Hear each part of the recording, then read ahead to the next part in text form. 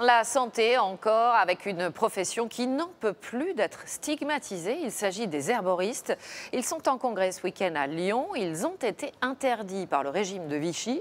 Et aujourd'hui encore, ils subissent les conséquences de cette décision. Tisane, huile de massage. En France, ils ne sont plus que 15 à prodiguer leurs conseils, alors qu'il y a 22 000 pharmacies.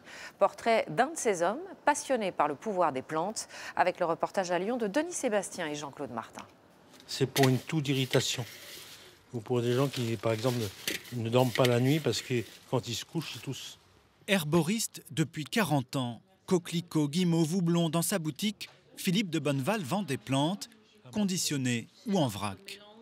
Donc on le met dans l'eau froide et on amène à ébullition. Une fois que ça a ébullition, on laisse infuser un quart d'heure et après on le boit dans la journée. Un métier qui pourtant officiellement n'existe pas. En 1941, la profession a été supprimée par le régime de Vichy et jamais rétablie.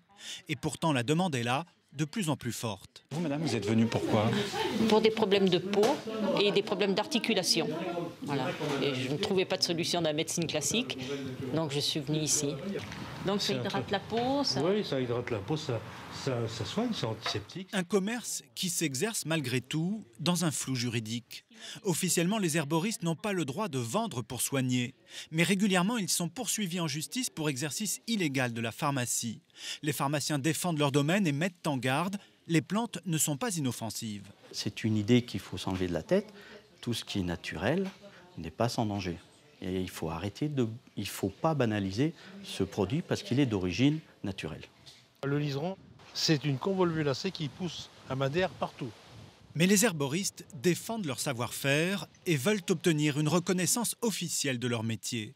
À Lyon, Philippe de Bonneval a créé une école des plantes médicinales et un jardin expérimental pour former ses élèves. Les gens avant, ils se sont nourris et guéris avec les plantes. Ils nous l'ont transmis et on a une période où on a utilisé beaucoup de médicaments en les oubliant un petit peu et je trouve que c'est un petit peu dommage parce qu'elles ont montré leur efficacité dans le temps. Et ça, c'est de la mélisse. À peine quelques dizaines en France, plusieurs milliers chez nos voisins européens, les herboristes français réclament un statut pour pouvoir exercer au grand jour.